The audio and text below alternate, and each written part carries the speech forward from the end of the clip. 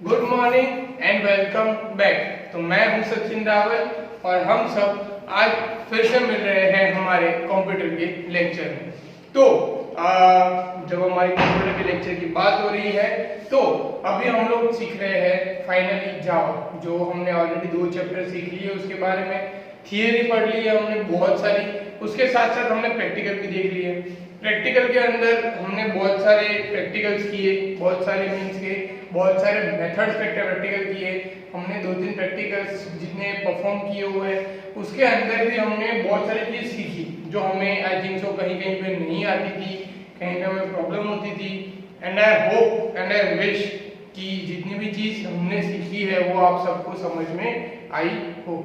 Okay, तो अगर previous lecture की बात करें तो हमने चैप्टर नंबर 7 वहां पे कंप्लीट किया था, जहां पे हमने लूप और कंडीशन के द्वारा हमने प्रोग्राम किया था, जिसमें लास्ट वाला program I think so loop का था, जिसमें for loop, while loop, do while loop, ये तीनों का लूप है। उन तीनों लूप में से हमने वहां पे लूप यूज की थी, डू व्हाइल लूप, और उसके ऊपर से हमने प्रोग्राम किया था।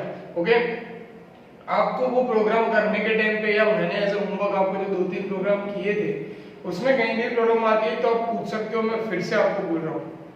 सेकेंड चीज, आपको मेनली फोकस किस पे रखना है? एमसीक्यूज पे, जो आपका एज अ गवर्नमेंट सिलेबस है उस सिलेबस के अंदर आपको एमसीक्यूज आपको कंटिन्यूअसली पढ़ते रहने हैं। ओके, अभी पता है मुझे कि आपके पास और एक थोड़ा बहुत टाइम है, 1-2 महीने का, कि आप सबके वो आराम से वो एमसीक्यू सोच रहे हो कि मैं पढ़ लूंगा 1 महीने के अंदर, 1.5 महीने के अंदर, पर वो at the last moment possible होगा नहीं। ओके, क्योंकि हमें सिर्फ टेक्स्ट बुक के एमसीक्यू पढ़ने होते हैं तो हम एक ही दिन में रेडी कर लेते हैं, क्योंकि वो 100-150 जितने ही है। पर हमें दर्पण में से एमसीक्यूज रीड करने हैं, जिसमें 3-3.5 जितने एमसीक्यूज दिए हुए हैं, या आप दूसरे कोई भी रेफर कर रहे हो तो वहां से आप करोगे, तो इसके लिए आपको पढ़ना ही पड़ेगा। दूसरी चीज, आपको वो भी ध्यान रखना पड़ेगा कि कौन सा एमसीक्यू उसमें स्किप है। ओके, मतलब उसके लिए आपको टॉपिक्स पता होने चाहिए, और टॉपिक्स पता होने के लिए आपको लेक्चर्स अटेंड करने पड़ेंगे, और यहाँ पे मैं जो सिखा रहा हूँ उस पर ध्यान देना पड़ेगा। और जब भी मैं पढ़ाता हूँ तब मैं हमेशा बोलता हूँ कि टेक्स्ट बुक ओपन करके रखना, तभी क्योंकि आपको पता चले। मेरा पॉइंट ऑफ व्यू यही रहेगा हमेशा कि आपको प्रैक्टिकल और थियरी दोनों समझ में आए। क्यों? क्योंकि आपको प्रैक्टिकल समझ में आएगा तो आपको उसका मेथड पता चलेगी, आपको उसका कॉन्सेप्ट पता चलेगा, तो आप उसके एमसीक्यूज में, सपोज आप एग्जाम में कहीं पे स्टक हो जाते हो पर उस टॉपिक रिलेटेड आपको थोड़ी भी चीज याद होगी, तो आप उस पर तुक्का मार के भी आप एमसीक्यू स्टिक कर सकते हो, राइट। और जैसे कि हमारा जो 50% क्वेश्चन है जो जावा को कंसिडर कर रहा है, जिसमें बहुत सारी चीजें हैं, आई थिंक कि अभी भी आप सोच रहे होगे कि इसमें डिफिकल्टीज है, जहाँ पे पहला जो टॉपिक था, मतलब पहला जो हमारा चैप्टर था उसमें पूरी थियरी थी। आप सबको याद होगी, हमने एक्सट्रैक्शन सीखा था, एनकैप्सुलेशन देखा है, पॉलीमॉर्फिज्म देखा, उसमें method overloading, method overriding, function overloading, okay, aggregation function, ये सारी चीजें हमने देखी है। तो ये सब के मीनिंग भी आपको पता होगी, तो उसके रिलेटेड आपको कोई भी क्वेश्चन आया तो आप तुक्के से भी उसका आंसर दे सकते हो। कहीं पे ऐसा ना हो कि आपने पढ़ा ही नहीं है, ध्यान ही नहीं दिया, सिर्फ मेरे वीडियोस देखे हैं, मैंने ये आधा घंटा, 40 मिनट, 45 मिनट मैंने समझाया आपको, आप बोलोगे हाँ समझ आ गया। एग्जाम के दिन पेपर लिखने जाओगे, पेपर देने जाओगे, एमसीक्यूज ये है, कुछ नहीं है, और वो सोच के नहीं होगा। तो प्लीज मैं अभी भी आपको बता रहा हूँ कि जिन लोगों ने अभी तक भी नहीं स्टार्ट किया है तो प्लीज वो स्टार्ट कर देना, राइट। और अगर सच में ऐसा लग रहा हो कि नहीं हो जाएगा, इतना ही कॉन्फिडेंस है अपने आप पे, तो आपसे जो बड़े हैं या यहाँ पे 12th पास आउट होकर निकले हैं, राइट, उनमें से आप किसी को भी मिलकर पूछ लेना कि कंप्यूटर की एग्जाम में क्या प्रॉब्लम होती है, कंप्यूटर में कितने लोग फेल होते हैं, ये 100% उनसे पूछ लेना, तभी जाके आपको थोड़ा अंदाजा आएगा। और कंप्यूटर के मार्क्स से कितना इफेक्ट पड़ता है, स्पेशली कॉमर्स वाले बच्चे, कि कंप्यूटर के मार्क्स से हमें क्या क्या इफेक्ट आती है हमारे रिजल्ट के अंदर। तो प्लीज ये करना, ओके।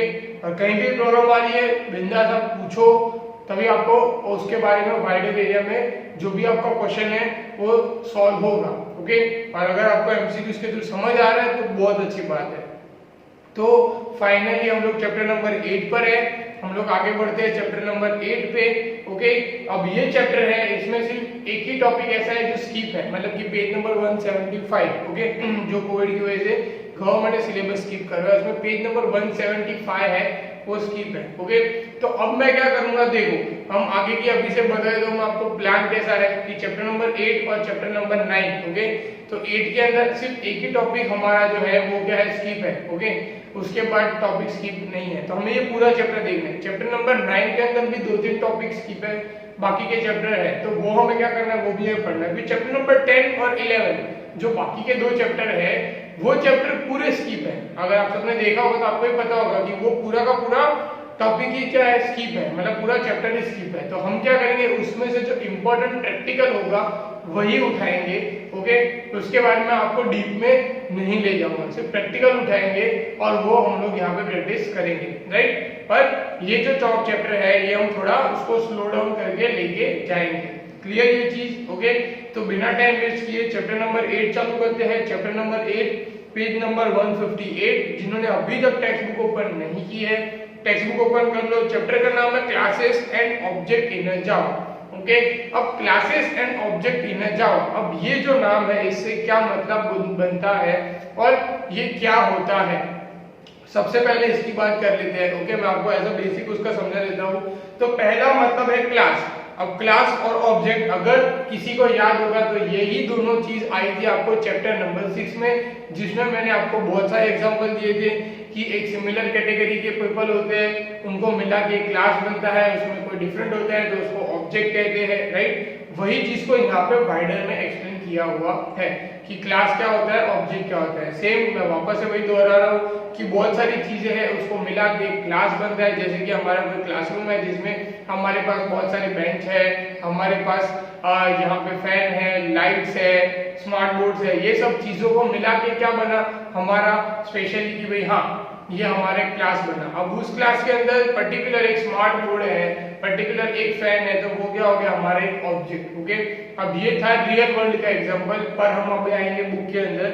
ओके, तो यहाँ पे आप बुक के अंदर देखो, जहाँ पे आपको एक एग्जांपल दिया हुआ है जो आपको करना है, राइट, जो आप लोगों को क्या करना है, परफॉर्म करना है। जिनके पास कंप्यूटर वगैरह है, लैपटॉप वगैरह, उनको ये परफॉर्म करना है। वहां पे आप देख सकते हो सबसे पहला दिया हुआ है क्लास रूम, मतलब कि रूम नाम का जो क्लास बनाया है वो क्या है, वहां पे पहले ही बना के रख दिया है कि भाई ये क्लास है। ओके, जिसका नाम है रूम। उसमें उन्होंने 2-3 चीजें ली जो आप लोग देख सकते हो। पहला लिए लेंथ, फिर विड्थ, फिर हाइट। ओके, फिर विंडोज करके कुछ लिया हुआ है। ओके, अब उसके अंदर वो लेंथ, विड्थ और हाइट जैसे ही आते समझ आ रही है उसका कैलकुलेशन करवा रहे हैं वो लोग। तो उन लोग का कैलकुलेशन करवाया उन्होंने। कैलकुलेशन करवाने के बाद उन्होंने बाद में बाजू में देखो पेज नंबर 159 में क्या किया कि क्लास रूम डेमो। अब जो रूम डेमो करके जो दूसरा क्लास बनाया, ये क्लास के अंदर इन्होंने क्या किया है, मेन क्लास रखा है। क्योंकि ये मेन क्लास कैसे आइडेंटिफाइड हुआ, वहां पे आपको नीचे एक लाइन दिख रही होगी पब्लिक स्टैटिक वॉइड में, जहां पे ये पब्लिक स्टैटिक वॉइड में है, मतलब कि ये कौन सा क्लास है, हमारा मेन क्लास। अब आप सबको भी याद है कि हम लोग क्या कर रहे हैं, टेस्ट 1 2 3 4 उसी कोर्स में चल रहे हैं, राइट। तो हम लोग जैसे ही लिखते हैं इंग्लिश में पूरा पब्लिक स्टैटिक वर्ड में के साथ बन जाता है। तो ये टेस्ट 1 2 3 4 हमने बनाया, तो ये क्लास रूम डेमो क्या है, हमारा वही चीज है। ओके, तो ये यहाँ पे आप लोग देख सकते हो कि हाँ ये यहाँ पे हम लोग ने बना दिया है पब्लिक स्टैटिक वर्ड में। अब उसके अंदर हम सारी चीजें प्रिंट करवा रहे हैं। तो रूम है, फिर लिखा है R1। तो ये R1 क्या हुआ, ये हो गया ऑब्जेक्ट किसका, रूम नाम के क्लास का। R1 क्या हो गया, ऑब्जेक्ट हो गया रूम नाम के क्लास का।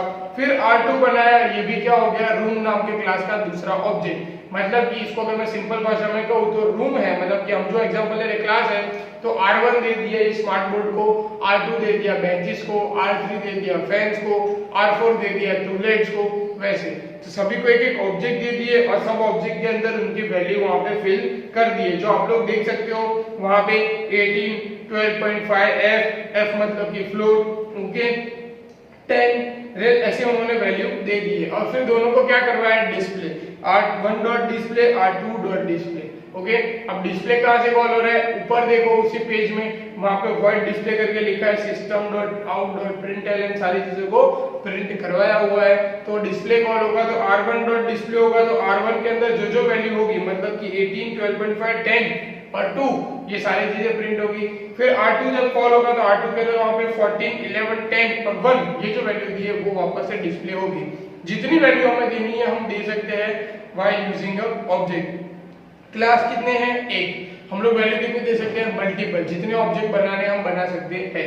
ये बेनिफिट है क्लास और ऑब्जेक्ट का, और ये ऐसे वर्क करता है। ओके, तो ये वाला आप लोगों को 110% आपको उसकी प्रैक्टिस करनी है। क्लियर? ओके, इसी के साथ आपका थियरी कॉन्सेप्ट जो है क्लास ऑब्जेक्ट का, यहाँ पे मैं क्या कर रहा हूँ उसको कंप्लीट। हम एग्जांपल करने जा रहे हैं उसी से को रिलेटेड वाला, जो है पेज नंबर 160 पे, फिगर नंबर 8.1 पे। ओके, जिसमें वहां पे ऑब्जेक्ट का थोड़ा सा यूज किया हुआ है। अगर आप ध्यान से देखोगे तो वहां पे वही रूम मतलब कि लेंथ विड्थ हाइट करके ही उन्होंने वही एग्जांपल जो आगे आपको दिया है वही वहां पे उन्होंने फिर से किया हुआ है।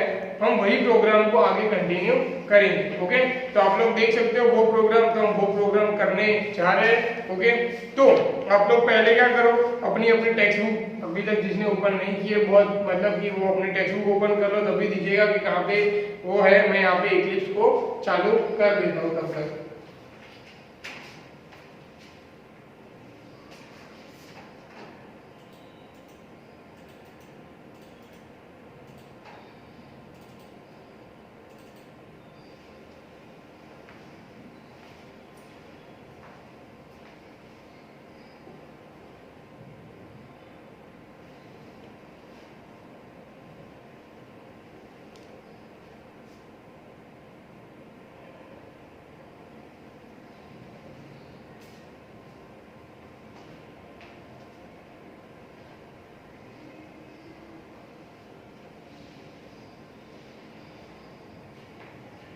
ओके, जैसे हमने इक्लिप्स चालू किया हमारा आई थिंक प्रीवियस वाला जो प्रोग्राम है वो आ गया यहाँ पे। ओके, हमने जो टेस्ट 5 तक एग्जांपल किए हुए हैं, अब हम जाने वाले हैं टेस्ट 6 पे। तो अब यहाँ पे आप जब एग्जांपल करोगे तो आपको क्या ध्यान रखना है वो भी मैं आपको बता देता हूँ। ओके, ताकि जब आप प्रोग्राम करो तब आप कंफ्यूज हो नहीं। तो यहाँ पे मैं चला गया, यहाँ से मैं लूंगा क्लास। अब मैं यहाँ पे लिखूंगा टेस्ट 6। ओके, टेस्ट 6 हो गया। अब यहाँ पे इसको टिक कर देंगे, फिनिश करेंगे। ओके, ये आ गया मेरे सामने टेस्ट 6। अब जैसे ही टेस्ट 6 आया, अब मुझे क्या करना है यहाँ पे कि टेस्ट जो 6 है यहाँ पे मुझे ये प्रोग्राम करना है, राइट। तो ये प्रोग्राम हम लोग यहाँ पे कंटिन्यू कर रहे हैं।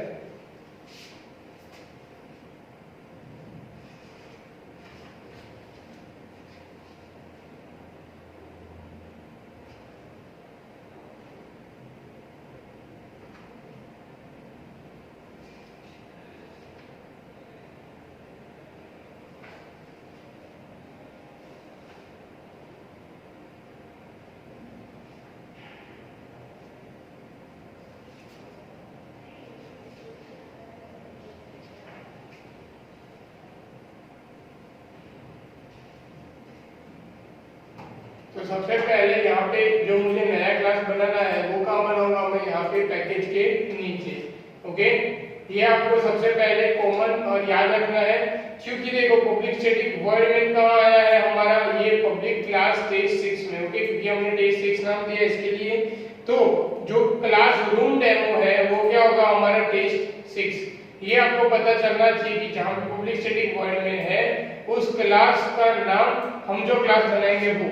अगर आपको कंफ्यूज नहीं होना है तो जब क्लास यहाँ पे बनाओ तो उसका नाम आप रूम डेमो दे दो तो भी चलेगा। ओके, पर जो भी नाम आप दोगे वो आपको पता होना चाहिए। तो मैं यहाँ से दे देता हूँ क्लास रूम, यहाँ पे मैंने क्लास बना दिया। ओके, अब यहाँ पे उस क्लास को सबसे पहले हम यहाँ पे फिल करेंगे। पहले हमने यहाँ पे लिया फ्लोट, लेंथ, विड्थ, हाइट,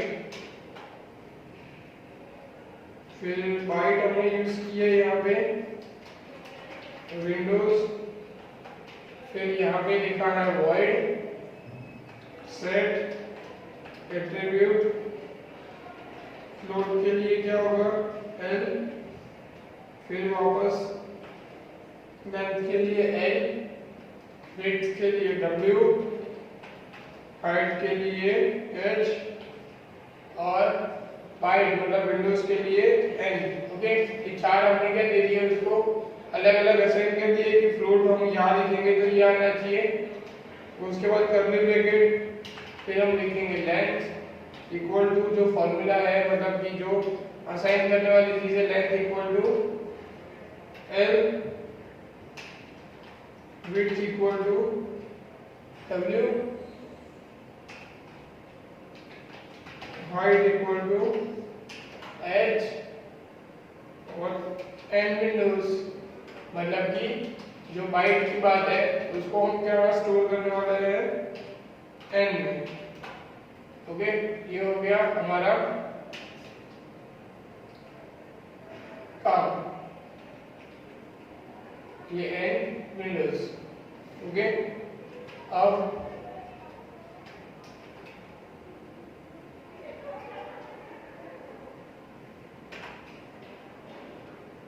ये हो जाने के बाद हम यहाँ पे लिखेंगे डबल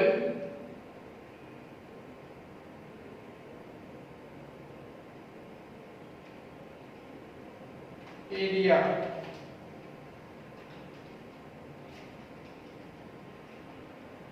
अब एरिया के अंदर हमें क्या कैलकुलेट कराना है, यहाँ पे लेंथ इनटू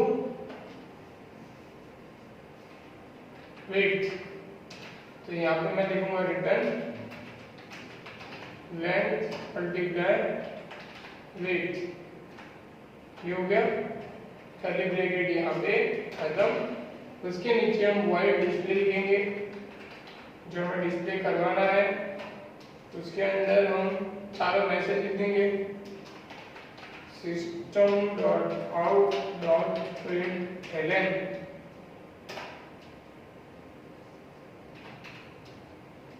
ओके, ये लिख दिया। अब इसको मैं क्या करूंगा, पहले यहाँ पर मैसेज लिख दूंगा कि भाई लेंथ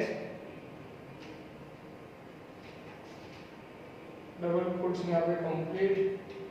उसके बाद उसकी वैल्यू लेनी है तो प्लस लेके, ये तो आपको याद ही है हमने प्रीवियस प्रोग्राम में किए थे। ओके, अब यही चीज हमको क्या करनी है, चार बार मतलब कि चारों के लिए हमको यूज करना है।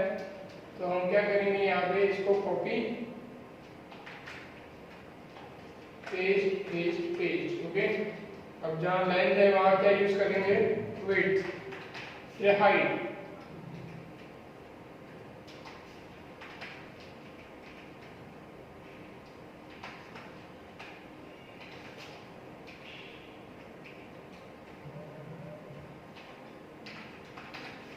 और फिर बाद में यहाँ पे एंड विंडोज।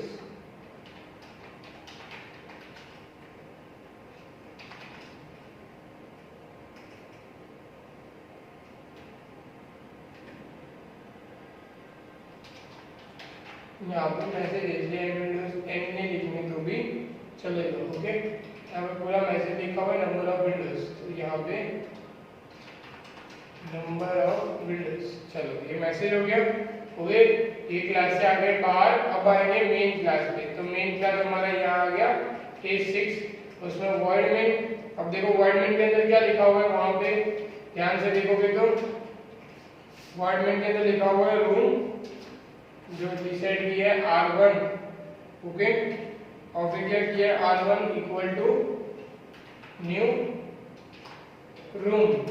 ओके, मतलब रूम को क्या दे दिया, ऑब्जेक्ट दे दिया R1। फिर वैसे ही रूम R2 दूसरा ऑब्जेक्ट बना दिया, R2 equal to new room. हमें जितने ऑब्जेक्ट बनाने हैं हम इजीली यहाँ पे बना सकते हैं। ओके, फिर क्या कर रहा है, दोनों को डिस्प्ले की R1 डॉट डिस्प्ले, जो हमने फंक्शन बनाया है वो वैसे ही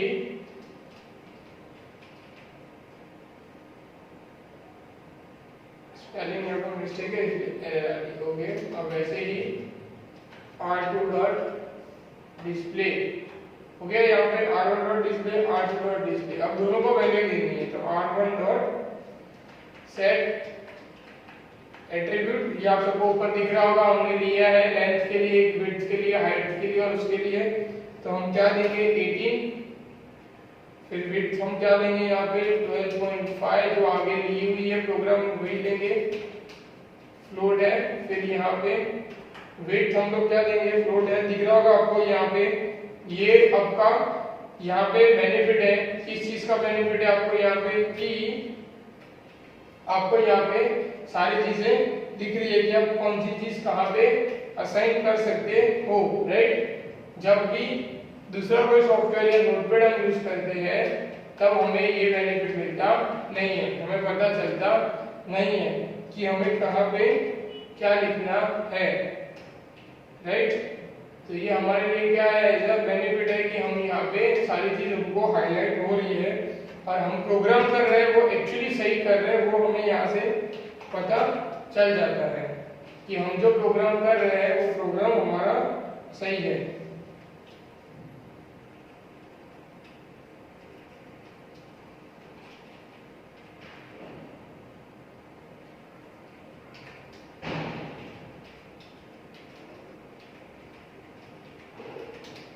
यहाँ पे हमने बाइट लिखना नहीं रहेगा तो यहाँ पे हम बाइट लिख देते ऊपर, ओके। ये लिखने के पीछे भी रीजन क्या है कि हमने यहाँ पे ऊपर अगर आप देख सकते हो यहाँ पे सेमीकोलन रखेंगे, ओके। यहाँ पे ऊपर हमने बाइट एन लिया हुआ है, बाकी की सारी वैल्यू क्या है, फ्लोट है। तो हमने जो अलग वैल्यू ली है उसको हम ऐसे एक्सप्लेन कर सकते हैं, ओके। अब यहाँ पे ये हो गया, अब दोनों को वैल्यू दे दी, अब दोनों को क्या करेंगे हम डिस्प्ले, राइट। तो हमने लिख दिया वहां पे, अब वापस हम क्या कर रहे हैं, डिस्प्ले करवा रहे हैं। तो यही लाइन को हम कॉपी करेंगे और नीचे पेस्ट कर देंगे, ये यहाँ पे हो गई पेस्ट, ओके। अब हम क्या कर रहे हैं यहाँ पे,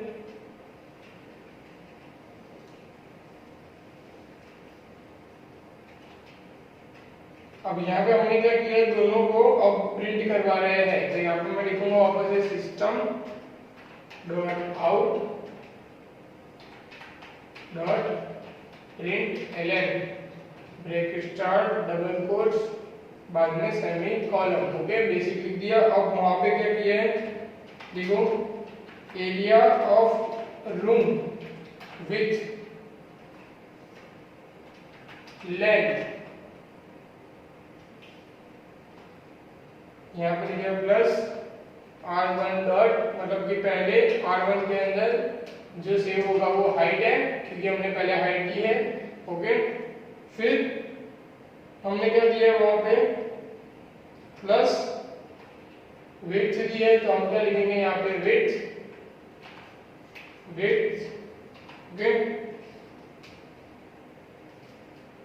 फिर वापस से क्या करेंगे प्लस R1 डॉट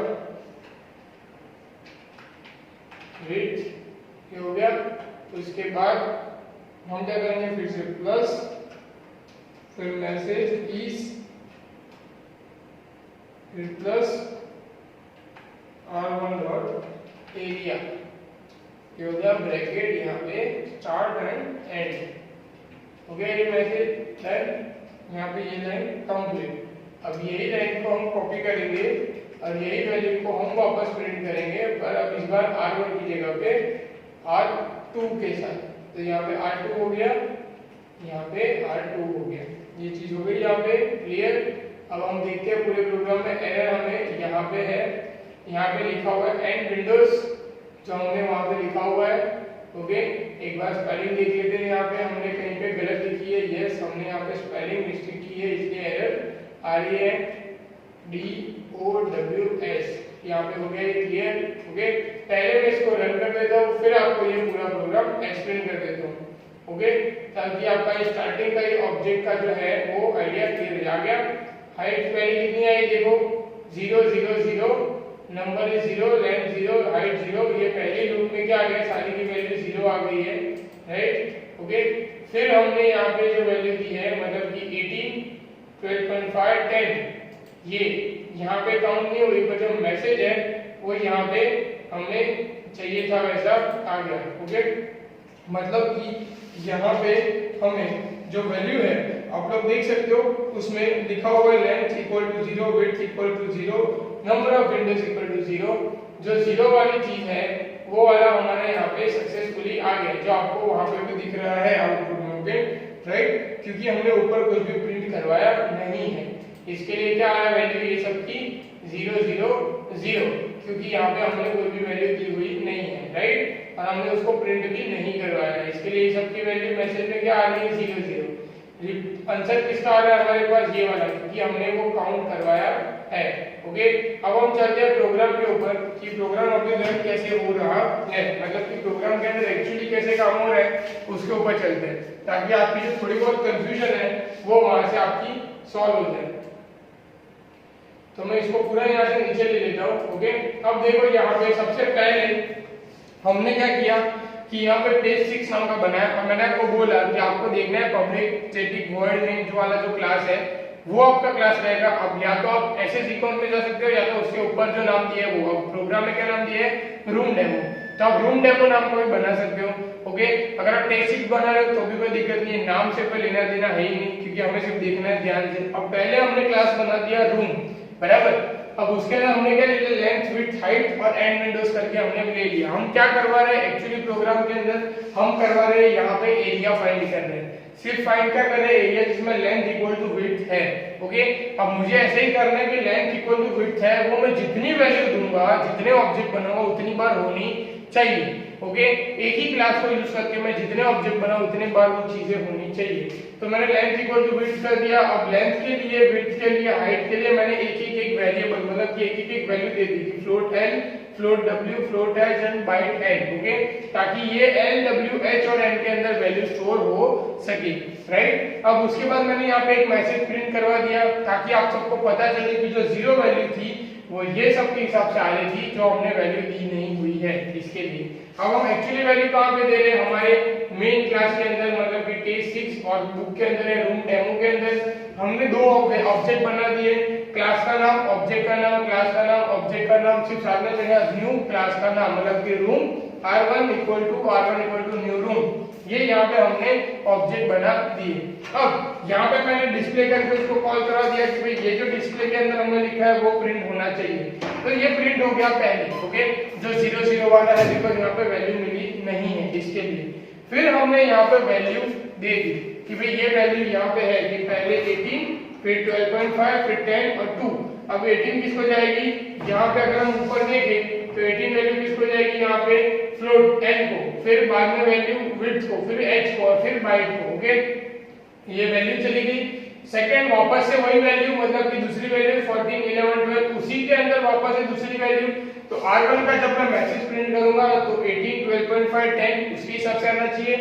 r2 का जब मैसेज प्रिंट करूंगा तो उसके हिसाब से आना चाहिए। अब उसी हिसाब से प्रिंट हो रहा है कि नहीं वो हम एग्जैक्टली देखते हैं। पहले मैं ये 0 वाला मतलब कि ये निकाल देता हूँ लाइन, ताकि क्या होगा कि 0 वाला मैसेज आएगा नहीं, ओके।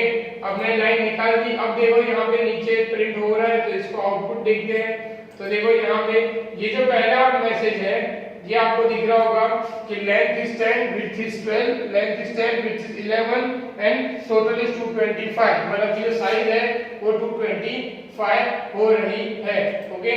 यहाँ पे देखो लेंथ 18, विड्थ 12.5, हाइट 10, ये यहाँ पे हमने जो वैल्यू दी है उस वैल्यू के ऊपर यहाँ पे आ गया, ओके। फिर हमने 14 वाली दी है, ये दिख रहा है आपको 14, 11 और 12, तो यहाँ पे हमने 14, 11 और 12 ये जो दी है वही हमारे पास आ गई। पहले 18, 12.5, 10 दी थी, तो ये रहा पहला 18, 12.5, 10, number of Windows is 2, okay. यहाँ पे आप सबको दिख रहा है नंबर ऑफ विंडोज इज 1 यहाँ पे, और ये जो पहला मैसेज ये R1 का है, ये मैसेज है ये R2 का है, समझ आया, ओके। तो यहाँ पे हमें यही समझना जरूरी है कि हम एक क्लास के अंदर मल्टीपल ऑब्जेक्ट्स बना सकते हैं। हम क्या कर सकते हैं, एक ही क्लास के अंदर मल्टीपल ऑब्जेक्ट बना सकते हैं। हम R1, R2 की जगह पे साथ में R3, R4, R5 हम ले सकते हैं। हमें सिर्फ क्या करना पड़ेगा, उसकी वैल्यू यहाँ पे सेट करवानी पड़ेगी और इतनी बार उसको डिस्प्ले करवाना पड़ेगा। मतलब कि एक ही क्लास को हम बार बार यूज कर सकते हैं एक ही काम के लिए, राइट। इसका मेन मोटिव क्या है, अगर हम बड़ी मतलब कि वाइडर एरिया में अगर हम यही चीज को देखें तो प्रोग्रामिंग के अंदर हम देखें तो इसका मतलब क्या है कि अगर मुझे एरिया फाइंड करना है हर बार, तो मुझे हर बार अलग अलग प्रोग्राम बनाने की जरूरत नहीं है। मैं क्या करूंगा, एक ही प्रोग्राम में हर बार अलग अलग ऑब्जेक्ट लेता जाऊंगा, ताकि मुझे प्रॉब्लम पड़े नहीं कि पहले बार जो हमने कैलकुलेट करवाया वो भी चीज वहां पे सेव रहे और लास्ट टाइम में हमने जो सेव करवाया वो भी वहां पे रहे, तो हमें कहीं पे कंफ्यूजन होगी नहीं। अब देखिए कि मुझे एरिया फाइंड करना है कभी भी, तो मुझे कभी भी प्रोग्राम लिखने की जरूरत नहीं पड़ेगी, मुझे सिर्फ यहाँ पे ऑब्जेक्ट बनाना है और उसकी वैल्यू देनी है,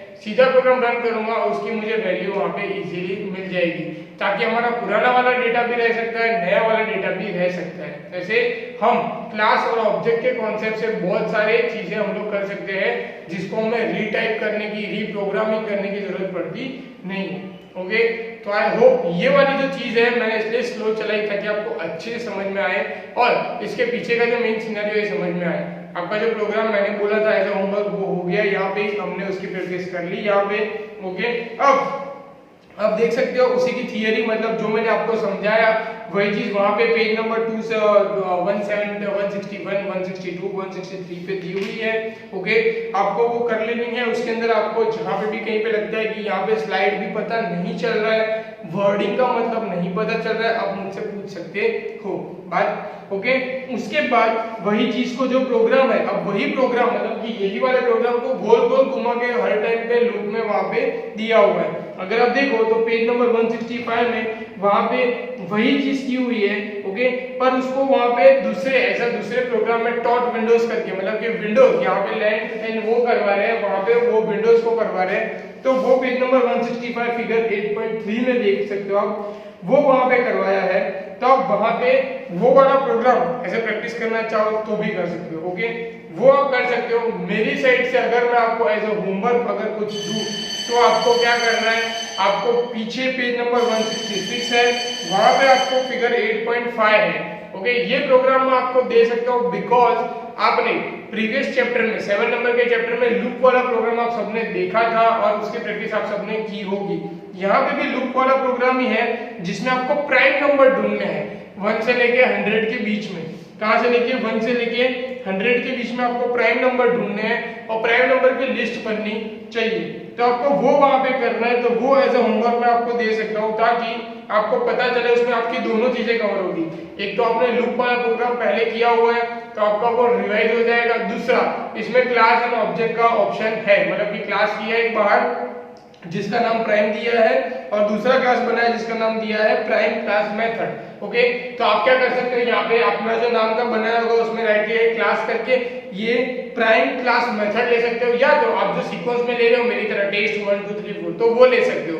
आपको क्या करना है, सपोज आपने लिया टेस्ट 6, सपोज टेस्ट 7 लिया, हमने 6 तक कर दिए तो 7 लिया सपोज आपने, आपको क्या करना है 7 के ऊपर जो क्लास है वो प्राइम वो लिखना है, उसके बाद जो वर्ड में आएगा टेस्ट 7 का उसके अंदर आपको वहां पे वो जो system dot out dot print करने वाली है वो लाइन से आपको स्टार्ट करना है।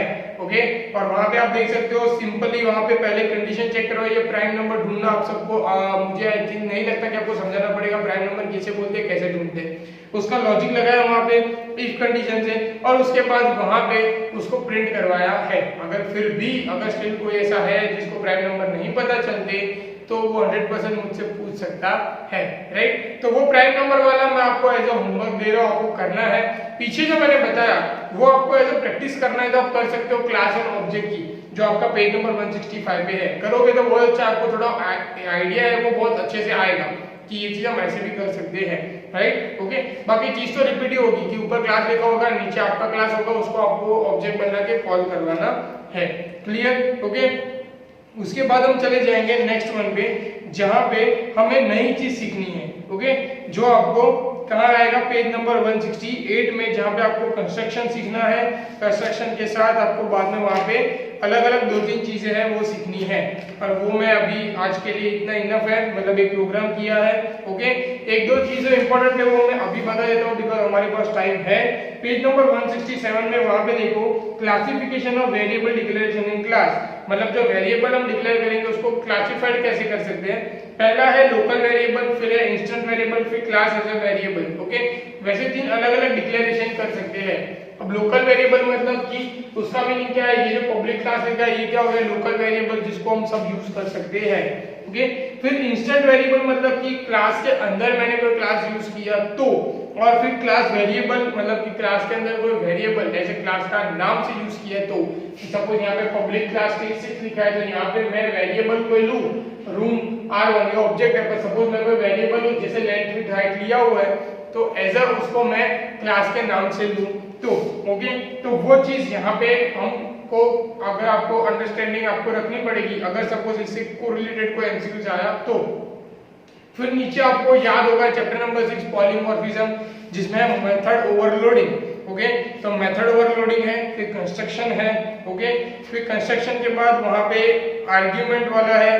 ओके, ये चीजें मैं आप सबके लिए ये कर सकता हूँ कि हम क्या कर सकते हैं, इसको नेक्स्ट में कंटिन्यू कर सकते हैं ताकि आपको वहां पे ये चैप्टर का ज्यादा लोड रहे नहीं। ओके, और हमारे पास ऐसे भी बचे हैं 2 चैप्टर एज ए थियरी पढ़ने के लिए, तो हम इसको स्लो डाउन ले सकते हैं। चैप्टर नंबर जो 10 11 है उसको तो हम एज ए प्रैक्टिकली कंसीडर कर रहे हैं और उसके अंदर हमें प्रैक्टिकली चीजें करनी है, राइट। तो यहाँ पे मैं ये लेक्चर स्टॉप कर देता हूँ ताकि आपको इसमें थोड़ा जो बहुत पढ़ना है आप पढ़ सको, आपको टाइम मिल सके, गैप मिल सके हमें। ओके, हम लोग मिलेंगे नेक्स्ट लेक्चर में जहाँ से हम चालू करेंगे पॉलीमॉर्फिज्म मेथड ओवरलोडिंग से, उसका प्रोग्राम करेंगे, कंस्ट्रक्शन करेंगे पेज नंबर 167 168 से। ओके, तब तक आप क्या करो, अपना ख्याल रखो, सबसे पहले पढ़ते रहो, एग्जाम नजदीक आ रही है, डे बाय डे प्रैक्टिस करते रहो, जैसा अपना ध्यान रख रहे हो स्कूल आते टाइम जाते टाइम। ओके, तो और कोई प्रॉब्लम हो तो 100% मुझसे पूछ सकते हो। Okay, good bye.